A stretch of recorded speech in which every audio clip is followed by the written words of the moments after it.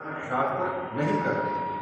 यह सोच करके अर्जुन निकाले छुरा और जा करके अश्वत्थामा के सिर के मणि निकाल ली, शिखा मणि निकाल ली, यज्ञोपवीत आदि छीन लिया, ब्राह्मण के जो चिन्ह है छीन लिया और अपमानपूर्वक निकाल दिया। जो लोग शिखाधारी हैं, शिखी हैं, यज्ञोपवीतधारी हैं, अगर इनसे यज्ञोपवीत और शिखा निकाल लिया जाए तो इनको मुर्दा समझना चाहिए। आज तो कोई यज्ञोपवीत ये नहीं बन रहे, शिखा ही नहीं धारण कर रहे हैं, तो फिर उनके क्या शिखा निकालोगे, क्या यज्ञोपवीत निकालोगे। अपमानपूर्वक अर्जुन ने उसको शिविर से निकाल दिया। अश्वत्थामा द्रौपदी की कृपा से जीवन दान प्राप्त कर लिए, जीवित बच गए। वो अश्वत्थामा अभी भी जीवित है। 7 चिरंजीवियों में से अश्वत्थामा पहले। अश्वत्थामा बलिर्व्यासो हनुमांश्च विभीषणः कृपः परशुरामश्च सप्तैते चिरजीविनः। अश्वत्थामा महाराज बलि, व्यास, विभीषण, अश्वत्थामा बलिर्व्यासो हनुमान से विभीषण और छठवां कृपाचार्य और भगवान परशुराम, ये सातों के सातों अभी भी हैं और पात्रों को, योग्य व्यक्तियों को उनकी इच्छा चाह के अनुसार उनको दर्शन भी प्राप्त होता है। ये 7 चिरंजीवी हैं। प्रातः काल यदि इन 7 चिरंजीवियों को कोई याद करता है, स्मरण करता है, तो शास्त्र कहते हैं उनको भी चिरंजीविता की प्राप्ति होती है, लंबे आयु की प्राप्ति होती है। लंबे आयु की प्राप्ति होती का मतलब जितनी आयु है, 100 साल की यदि आयु है तो 100 साल पूरा जी लेगा। नहीं तो शास्त्र कहते हैं तभी तक व्यक्ति को 100 साल की आयु, दी गई आयु को जीने का अधिकार है जब वो शास्त्र विहित कर्म कर रहा हो, तो शास्त्र के अनुसार चल रहा हो। तो जिस व्यक्ति को 100 साल की आयु दी गई है वो व्यक्ति 100 साल तक जी सकता है।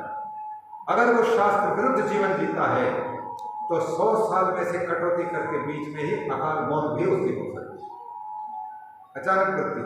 इसीलिए ईशावास्योपनिषद कहता है कुर्वन्नेवे कर्माणि जिजीविषेत् सततं शमाः। शास्त्रीय कर्म करते हुए ही व्यक्ति को 100 साल तक जीने की आशा रखनी चाहिए। जीवे में सरदाम शतम, हम सैकड़ों शरद जीवे, सैकड़ों वर्ष जीवे। तो ऐसी इच्छा करने का अधिकार भी हमको तब है जब हम शास्त्र के अनुसार जीवन चला रहे हों। तो शास्त्र के विरुद्ध जीवन जी रहे हैं, न तो खान पान हमारा शास्त्र के अनुकूल है, न तो हमारा व्यवहार शास्त्र के अनुकूल है, तो हमें 100 साल तक जीने की इच्छा करने का अधिकार नहीं। कभी भी जीवन लिया जा सकता है। अश्वत्थामा बलिर्व्यासो हनुमान से विभीषण कृपा परशुरामश्च सप्तैते चिरंजीविनः। ये 7 चिरंजीवी हैं। अतः जो व्यक्ति चिरंजीवी बनना चाहता है तो इन 7 चिरंजीवियों को याद करे। सप्तैतान् संस्मरेत् नित्यम्।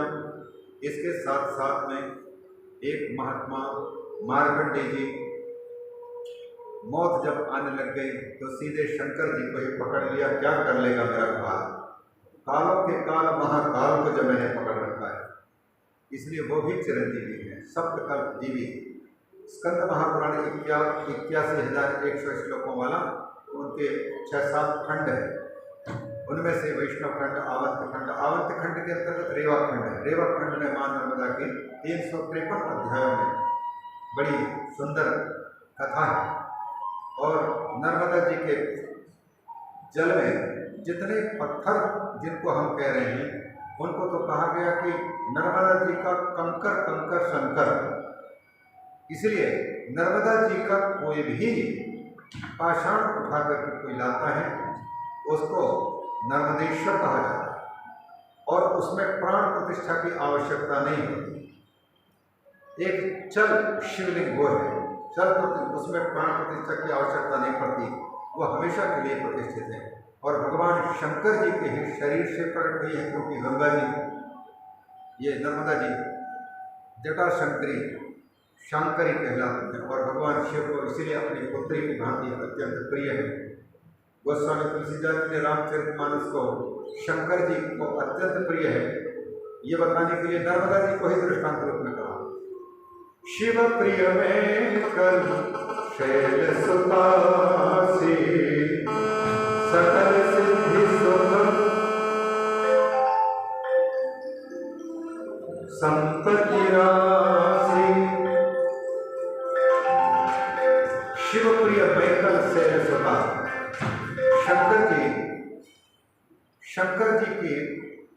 शंकर जी को अत्यंत प्रिय है कौन?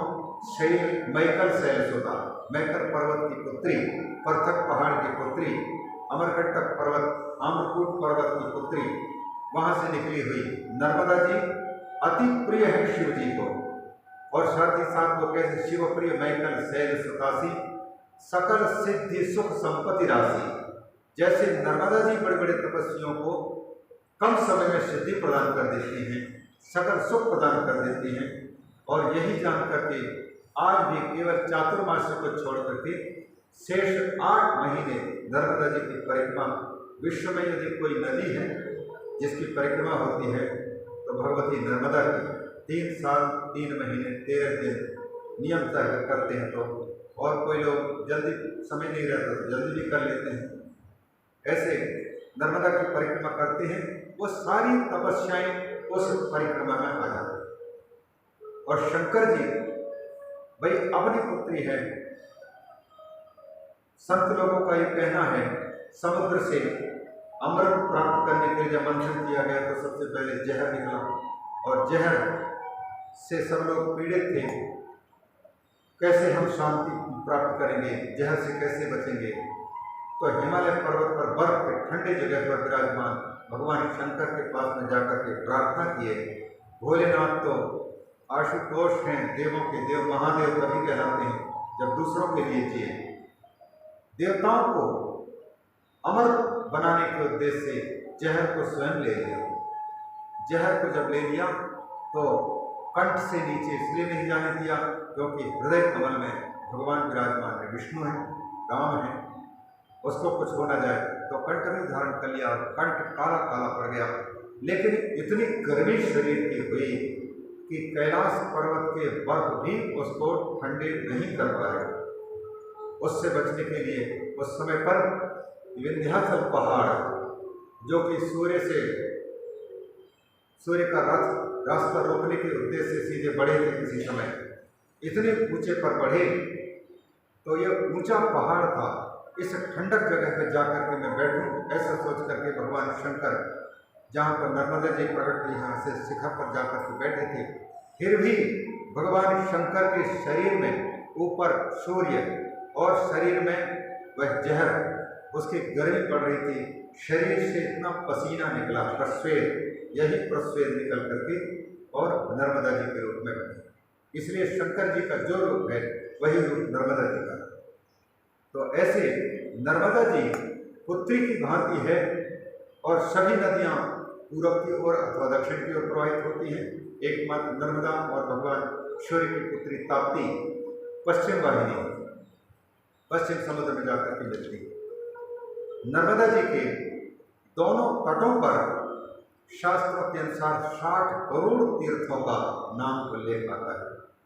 और संतों का तो ये भी कहना है, स्कंद पुराण रेवाखंड यह भी कहता है कि ऋषि मुनि अपनी तपस्या में सिद्धि प्राप्ति करने के उद्देश्य से नर्मदा जी के तट पर, दोनों तटों पर अव्यक्त रूप से न दिखाई देने के रूप से बैठे हैं और परस्पर बैठ करके उनके कमंडल से कमंडल जुड़े हुए हैं। इसलिए नर्मदा जी का जो है दर्शनार्थ पुनाति नर्मदा, ये बात आती है, इतना विचारो। तो उस नर्मदा को कहा गया सकल सिद्धि सुख संपत्ति राशि। जैसे नर्मदा जी समस्त सिद्धियों की देने वाली हैं, परीक्षा भी जबरदस्त लेती है, पहली बार टिकने नहीं देंगे, और अगर टिक जाए तो भगवती नर्मदा एक तो कुमारी कन्या है, देवी है, इसलिए परीक्षा भी जबरदस्त हो जाती है, और टिक गए तो फिर सारे सिद्धियां उनको प्राप्त हो जाती। बड़े बड़े सिद्ध महापुरुष, और जिसने एक बार नर्मदा जी का रास्ता जाना वो नर्मदा जी को छोड़ करके और कहीं जाने की इच्छा नहीं करता। ऐसे नर्मदा जी, पवित्र नर्मदा। तो नर्मदा जी का एक एक कण कंकर कंकर शंकर है, ऐसा बोलते नर्मदा जी। कौन सी बात पर निकल रही है नर्मदा जी की बात? हाँ जी,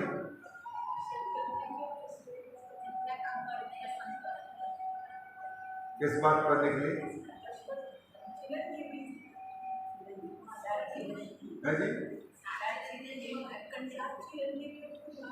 मार्कंडेय ऋषि, बहुत सुंदर। मार्कंडेय ऋषि, मार्कंडेय ऋषि ने कालों के काल महाकाल की शरण ली भगवान भोलेनाथ। तो उन सप्त चिरंजीवियों की चर्चा करते समय मार्कंडेय ऋषि सप्तकल्प जीवी वर्णन किया गया है। इसमें स्कंद पुराण के अंतर्गत अवंती खंड के अंतर्गत रेवा खंड में पांचों पांडव 12 वर्ष के वनवास काल में जब अमरकंटक पर्वत पर पहुंचे और वहां मार्कंडेय ऋषि का दर्शन प्राप्त किए, तो उन्होंने पांचों पांडवों ने पूछा कि ऋषिवर, दुनिया में एक से एक बड़ी नदियां हैं, आप केवल नर्मदा के तट पर ही आकर के क्यों बैठे? तब वो सुंदर बात कहते मार्कंडेय ऋषि, मैंने अनेक कल्प देखे हैं, अनेक प्रलय देखे हैं। प्रलय में पृथ्वी की जितनी नदियां हैं सबके सब लुप्त हो जाती हैं, एकमात्र ये नर्मदा का जल बहता हुआ है। जीने के लिए, मुझे पानी पीने के लिए एकमात्र माँ नर्मदा ही मुझे दिला के रखती है। नम्रता, नर्मदा की उत्पत्ति करते हो, नम्रता मैंने नहीं मरी, इस कारण से यह नर्मदा कहलाती, ऐसा कहते हो। नर्माणी द्यति, गलत बातों को खंडित करती है, और नर्माणी ददाती, आनंद देती है, इसलिए नर्मदा कहलाती है। तो नर्मदा जी के तट पर मैं बैठा हूँ, क्योंकि कभी न मरने वाली ये नर्मदा है, इसीलिए मैं भी जब नहीं मरने की इच्छा से इसी के तट पर आकर के आश्रय लिया। मुझे विश्वास है कई कल्प बीत जाएंगे, नर्मदा समाप्त नहीं होगी, और जब तक नर्मदा समाप्त नहीं होगी तब तक मेरे समाप्त होने की बात ही नहीं हो सकती। मैंने नर्मदा का आश्रय लिया, माँ का आश्रय लिया, इसके जल पर मैं टिका हुआ। यह कहकर के उन्होंने नर्मदा के महात्म को बताने के लिए 353 अध्यायों में पांचों पांडवों को नर्मदा का महात्म है, और इतने शिवलिंगों का वर्णन किया है, इतने जिन जिन भक्तों ने, जिन जिन ऋषियों ने साधना करके नर्मदा जी के तट पर आराधना की, जो जो सिद्धियां प्राप्त की, इतना केवल शिवलिंगों की स्थापना शंकर जी के पूरा वर्णन से भरा पड़ा हुआ नर्मदा पुराण, छोटा सा 353 अध्याय वाला।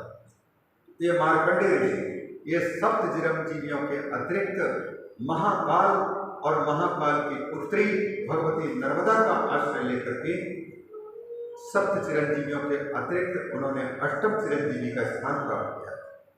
सप्तैतान संस्मरेत नित्यम, सप्तैतान कौन? अश्वत्थामा, बलिर्व्यासो, हनुमान, विभीषण, कृपा परशुरामश्च। इन सातों का स्मरण करें। मार्कंडेयम तथाष्टमम, 8वें चिरंजीवी मार्कंडेय का भी स्मरण करें। इससे क्या मिलेगा महाराज? जीवेद वर्ष शतम साग्रम, केवल 100 साल ही नहीं 100 से आगे भी जिएगा वो। जीवेद वर्ष शतम साग्रम अपमृत्यु विवर्जिता, उसकी अपमृत्यु नहीं होगी, उसकी अकाल मौत नहीं होगी। नहीं तो शास्त्र कहते हैं 100 साल परमात्मा ने अगर कलियुगी जीवों को दिया है, मनुष्यों को, तो 100 साल जीना मुश्किल ही है। मुश्किल उसके लिए है क्योंकि 100 साल तक जीने का अधिकार उसको है जो शास्त्रीय कर्म करते हुए जी रहा है।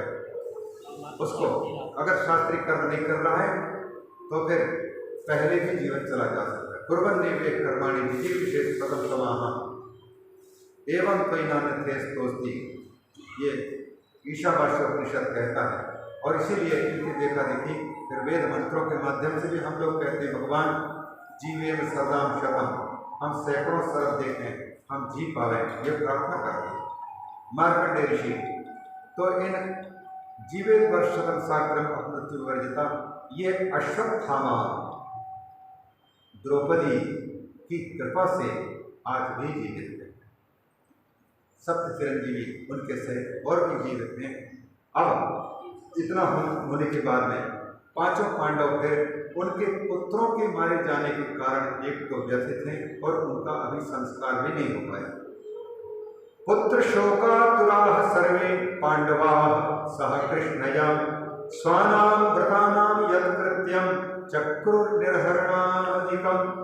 गंगा जी के तट में आकर के अपने पुत्रों के मारे जाने के शोक में आकर पांचों पांडव कृष्ण या द्रौपदी के साथ में मृतों के जो क्रिया होती है वो क्रिया संपन्न की। यह सुना करके सूत जी कहते हैं अब महाभारत के युद्ध में जो लोग मारे गए थे, उस युद्ध में मारे गए लोगों के न जाने कितने स्त्रियां, बहनें, माताएं, बेटी, बेटे, वो सब के सब शोकातुर हैं। और महाभारत के युद्ध में क्योंकि 18 अक्षौहिणी सेना, उनमें से कौरवों की ओर से 11 अक्षौहिणी सेना थी, पांडवों की ओर से 7 अक्षौहिणी सेना थी। पांडवों की ओर से भी मारे गए थे और कौरवों की ओर से भी मारे गए थे। पूरा कुरुक्षेत्र लाशों से पटा हुआ था। उनको आज उनका संस्कार कौन करेगा? अतः किसी तरह से जो मृत थे उनको महाराज युधिष्ठिर भगवान श्री कृष्ण के आदेश के अनुसार सबका संस्कार आदि कराए और अपने परिवार के लोग जो मर चुके थे उनको अब स्वानाम उदकम इच्छताम, पानी की आवश्यकता है, पिंडदान की, श्राद्ध तर्पण की आवश्यकता है। तो इन सबको जल की चाह रखने वाले उन मृत को उनकी क्रिया करने के लिए गंगा जी के तट पर पहुँचे और गंगा जी के तट पर सारी क्रिया संपन्न जब कराने शोकातुर हो रहे थे और ऐसे समय पर बड़े बड़े ऋषि मुनि भी वहाँ पर उपस्थित थे। उन सबने शोकाकुल लोगों को समझाया बताया। कहते हैं तत्रासीनम कुरुपतिम धृतराष्ट्रम सहानुजम। विदुर भी हैं, विदुर के साथ साथ में उनके बड़े भाई धृतराष्ट्र हैं, गांधारी हैं और अन्य जन हैं कौरवों की ओर से जो लड़े थे वो भी हैं। उनके लोगों को सांत्वना दिया गया, उनको समझाया बुझाया गया, वेद व्यास आदि सब समझाए, धौम ऋषि आदि समझाए और उन सब संपन्न किया। और इसके बाद फिर भगवान ने उनको समझाते हुए ऋषियों के माध्यम से समझाया, जब मौत आती है, काल आता है, तब बुद्धि व्यक्ति की विपरीत हो जाती है। इसमें और किसी का दोष नहीं है, ये काल ने ही सब कुछ कराया है। इसलिए अब ये शोक त्याग दो, ऐसा समझा करके और युधिष्ठिर को पांचों पांडवों को जीत हासिल करा करके राजगद्दी पर उनको बिठाया। राजगद्दी में बिठा करके युधिष्ठिर डरे हुए थे। जैसे कलिंग की चढ़ाई में, कलिंग युद्ध में सम्राट अशोक नरसंहार को देख करके हृदय व्यथित हो उठा था कि मैंने कितने लोगों को कत्ल करवाया है। आखिर में महाहिंसक सम्राट अशोक बुद्ध की शरण लेकर के बौद्ध बन करके हमेशा हमेशा के लिए अहिंसक बन गए। कत्ल कर तो देता है व्यक्ति, बाद में फिर उसको अंदर की आत्मा उसको कचोटती कि हमने ऐसा क्यों किया, इसके बदले में मुझे क्या करना पड़ेगा, उनका क्या दोष था। वो भी जीता, वो मैं भी जीता। युधिष्ठिर को भी उसी प्रकार से बड़ा पश्चाताप हुआ। तो उनको युधिष्ठिर को सांत्वना देने के लिए ऋषियों ने उनको 3 अश्वमेध यज्ञ कराए। फिर भी युधिष्ठिर का शोक शांत नहीं हो रहा था। मैंने कितने माताओं के, कितने बहनों की मांग के सिंदूर हटाई, मैंने कितने माताओं को उनके पुत्रों से अलग किया, मैंने कितने घर परिवार उजाड़ दिया। और यह सिंहासन खून के बदले हमको प्राप्त हुआ है। मैं स्वयं सुखी नहीं, स्वयं खुश नहीं, तो मेरी प्रजा को मैं कैसे खुश कर सकता हूँ? प्रसन्न चेहरा नहीं है, इसलिए स्वयं युधिष्ठिर रात दिन चिंतित रहते हैं। आखिर में उनसे रहा नहीं गया और भगवान श्री कृष्ण पांचों पांडवों को व्यवस्थित करके राज सिंहासन पर युधिष्ठिर को बिठा करके और जाने को तैयार हो गए। द्वारिका की ओर प्रस्थान करने को तैयार हुए। युधिष्ठिर के आंखों में आंसू आने लग गए, लेकिन मजबूरी है, राजा के आंखों से आंसू बहते हुए किसी को देखना नहीं मिलना चाहिए, क्योंकि राजा की आंखों से आंसू बहते देख करके प्रजा अगर उस पर प्रभाव पड़ गया तो उससे सुखी नहीं हो सकता, राजा रो भी नहीं सकता। इसलिए आंसुओं को छिपाने की मजबूरी थी। आखिर में फिर भी शोक को नहीं दूर कर पा रहे थे, तो जाते हुए भगवान श्री कृष्ण जैसे ही रथ पर सवार होने को तैयार थे, उसी समय पर भगवान के सामने आकर के युधिष्ठिर ने कहा, केशव, मुझे यह राज सिंहासन पर बैठना अच्छा नहीं लगता, आप और किसी को राज सिंहासन समर्पित कर दीजिए। मैंने इतनी हत्याएं की हैं, इन हत्याओं का प्रायश्चित करने के लिए जंगल में जाकर या कहीं भटक कर तपस्या करके और मैं अपने आप को शुद्ध करूँगा। अब तो भगवान श्री कृष्ण ने उनको समझाना शुरू किया, अन्य ऋषियों के माध्यम से भी समझाना शुरू किया, लेकिन युधिष्ठिर ने कह दिया कि मुझे चाहे लाख करोड़ बार समझाओ, पर मेरी अंतरात्मा स्वीकार नहीं कर पा रही। ऋषियों ने कहा, अगर आपको अभी भी लगता है कि आप पापी हैं, तो हम विश्वास दिलाते हैं, अश्वमेध यज्ञ करा करके और आपको शुद्ध कर देंगे, क्योंकि यज्ञोदानम तपस्या पावनानि मनीषिणाम, यज्ञ से आप शुद्ध हो जाएंगे। युधिष्ठिर का उत्तर है, ऋषियों, आप लोग ठीक वैसे ही बात कर रहे हैं जैसे कोई व्यक्ति कीचड़ में फंसा हो और किसी प्रकार से वो कीचड़ से बाहर निकला हो और वो चाहता है कि मेरे पूरे जांघ से लेकर के पांव तक कीचड़ है, इसको मैं धो लूँ, तो बताने वाला कहता है कि चलो ये कीचड़ में पांव साफ कर लो। कीचड़ को धोने के लिए कीचड़ में घुसे। महाभारत में हुए नरसंहार हत्या के बदले अश्वमेध यज्ञ में अश्व आदि का आलम्बन, यह हत्या के प्रति आप प्रेरित कर रहे हैं। मुझे ये बिल्कुल अंतरात्मा स्वीकार नहीं कर पा रही। यह मैं मानता हूँ कि शास्त्र कहते हैं कि राजा को राज्य विस्तार के लिए यदि युद्ध में कितने लोगों को वध करना पड़े तो भी उसको पाप नहीं लगता, बल्कि वह लोग को खुश करने के लिए राज्य विस्तार की दृष्टि से कर रहा है, बल्कि उसको पुण्य की ही प्राप्ति होती है। लेकिन युधिष्ठिर कहते हैं, मेरी आत्मा ये बिल्कुल स्वीकार नहीं करती, मैं एकांत में जाकर के और प्रायश्चित करना चाहता हूँ, मुझे नरक मिल जाए, मैंने इतनी हत्याएं की। अब तो भगवान श्री कृष्ण की ठीक वैसी स्थिति हो गई। महाभारत युद्ध होने के पहले अर्जुन की जो स्थिति हुई थी, तो उसको तो किसी प्रकार गीता का उपदेश देकर के समझा करके युद्ध में लगाया, युद्ध में जीत गए और राज सिंहासन, राज धर्मात्मा पुरुष का राज सिंहासन पर विराजमान होना निश्चित हो गया, बैठ गए। ऐसे समय पर धार्मिक व्यक्ति अगर दिल्ली के राजगद्दी पर न बैठ करके अधार्मिक व्यक्ति अगर दिल्ली के राजगद्दी पर बैठेगा, तो फिर अधार्मिक राजा के होने पर यथा राजा तथा प्रजा, वैसे ही धर्मात्मा युधिष्ठिर अगर बैठेंगे तो धर्म पूर्वक शासन चलेगा। यह सोच करके तो इतना बड़ा महाभारत में युद्ध हुआ है, नहीं तो युधिष्ठिर दुर्योधन का शासन तो देख ही चुके हैं, कंस का शासन तो देख ही चुके हैं। भगवान का उद्देश्य भी यही है, साधु नाम परित्राणाय, परित्राणाय साधु नाम विनाशाय च दुष्कृता, तो दुष्कर्म करने वालों को समाप्त कर चुके हैं और संत अच्छे लोगों के रक्षा हो। लेकिन संत पुरुष भी वो चाह नहीं रहा है। ऐसी स्थिति में ये तो मुश्किल ठीक वैसी स्थिति बन गई जैसे कि दो परिवार की ओर से लड़के और लड़की वाले के दोनों परिवार की ओर से शादी की पूरी बात तय हो गई। जब भांवरी देने का अवसर आया, उसी समय से लड़का या लड़की में से कोई एक कह दे कि हमको शादी नहीं करनी। अब क्या होगा ससुराल वालों का, लड़की वालों का, लड़कों वालों का? दोनों के लोग में हंसी होगी, लोग पूछेंगे कि ऐसा क्यों हो गया, क्या बात, तो वो कौन सी गलती हो गई। यही भगवान ने विचार किया, देखो हमने किया, लेकिन सारा का सारा खुदा पहाड़ निकली चिड़िया, किया कराया सब पानी में गया। ये किनके समझाने से समझ सकते हैं। अनेक विषयों, महाभारत की जो शांति पर्व है उसमें न जाने कितने लोग आकर के युधिष्ठिर को समझाते हैं, लेकिन वो किसी की बात नहीं समझे। भगवान को चिंता होने लगी, भारत का क्या होगा। एक तो दुर्योधन से मुक्ति दिलाई, अब कहीं दूसरे दुर्योधन आकर के राजगद्दी पर बैठेंगे, तो एक नारी के वस्त्र का अपहरण के बदले न जाने कितने नारियों को, एक बच्चे के कत्ल, 8 बच्चों के कत्ल करने वाले कंस की जगह पर न जाने कितने बच्चों के कत्ल करने वाले लोग आएंगे, कितने अधार्मिक लोग पनपेंगे।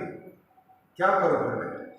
धर्म के संस्थापक परमात्मा को चिंता होने लगी, रात भर नींद नहीं आई, सोचते रहे ये किनकी बात मान सकते हैं। बहुत सोचते रहे, बहुत सोचते रहे, और यह सोच करके कि एकमात्र हमें लगता है कि बचपन से जिनकी गोद में ये 5 पांडव बड़े हुए हैं, पले हैं, और जिनको दादा दादा कहकर के बड़े स्नेह करते थे, कदाचित वो यदि कोई बात कहें तो ये मान सकते हैं। यह विचार भगवान श्री कृष्ण मजबूत करने लग गए कि भीष्म के द्वारा इनको समझाना उचित। विचार कर रहे थे तो एक प्रकार से युधिष्ठिर तो किनारे होने लग गए, बीच में ही संदेहास्पद स्थिति, और भगवान जाने को तैयार। लेकिन उसी समय पर एक घटना और घटती है। जिस अश्वत्थामा को द्रौपदी ने 5 पांडवों ने कृपा पूर्वक जीवन दान दिया है, वह अश्वत्थामा